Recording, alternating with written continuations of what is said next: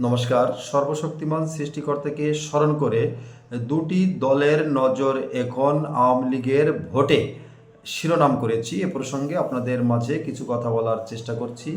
ইতিমধ্যে আপনারা সকলে জানেন বাংলাদেশের রাজনৈতিক দল আওয়ামী লীগের কার্যক্রম অর্থাৎ রাজনৈতিক কার্যক্রম সরকার নিষিদ্ধ করেছে এবং সরকার জাতিকে স্পষ্ট করেছে আগামী জাতীয় সংসদ নির্বাচন অনুষ্ঠিত হবে 2026 সালের ফেব্রুয়ারি মাসের ভিতরে আগামী জাতীয় সংসদ নির্বাচন অনুষ্ঠিত হবে এবং নির্বাচন কমিশনার বলেছেন বর্তমান বছরের অর্থাৎ 2025 সালের ডিসেম্বরের প্রথম সপ্তাহে তফসিল ঘোষণা করা হবে।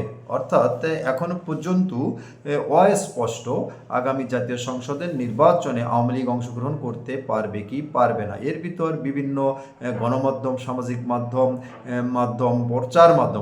প্রচার মাধ্যমে আমরা বিভিন্নভাবে কথা বলছি, শুনছি, দেখছি যে আগামী জাতীয় সংসদ নির্বাচনে বিএনপি এবং জামাত ইসলাম ভোট সংগ্রহের জন্য বেশি নজর দিচ্ছেন বাংলাদেশে আওয়ামী লীগের যে ভোট আছে সেই ভোটের দিকে, অর্থাৎ আওয়ামী লীগের ভোট সংগ্রহ করার জন্য আমি আপনাদের মাঝে শেয়ার করতে চাই তাহলে আগামী নির্বাচনে কি আওয়ামী লীগ অংশগ্রহণ করতে পারছে না?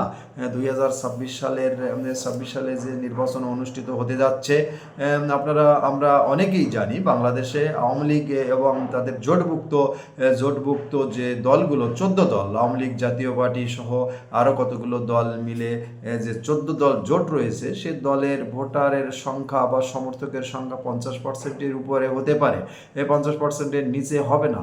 তো আওয়ামী লীগ এবং তাদের জোটভুক্ত দলগুলো ছাড়া যদি আগামী জাতীয় সংসদ নির্বাচন হয়, সে নির্বাচনটি কেমন নির্বাচন হবে? সে নির্বাচন কি গণতন্ত্রের নির্বাচন হবে, না গণতন্ত্র নষ্ট হবে, না গণতন্ত্র সফলতা আসবে? এই নির্বাচন কি আদৌ আওয়ামী লীগ ছাড়া বা জোটভুক্ত দলগুলো ছাড়া হচ্ছে যে আলোচনা বর্তমান চলছে? অর্থাৎ আমি শিরোনাম করছি যে বড় দুটি দল বর্তমান যাদের বলা হচ্ছে, অর্থাৎ আওয়ামী লীগের অনুপস্থিতিতে যে দল দুটিকে বড় দল হিসেবে দেখা হচ্ছে, বিএনপি এবং জামাত ইসলাম, তাদের নজর এখন আওয়ামী লীগের ভোটের দিকে। তাহলে কি আওয়ামী লীগ ভোটে অংশগ্রহণ করতে পারছে না? আপনাদের মতামত, চিন্তা ভাবনা আপনারা কমেন্ট বক্সে জানাবেন। আমি আশা রাখবো, কারণ আপনারা মতামত দিলে আমরা সবাই একটা আলোচনা করলে কিছু সিদ্ধান্ত আমরা বুঝতে পারবো। এজন্যই সবাই ভালো থাকবেন। আজকে পর্যন্ত, নমস্কার।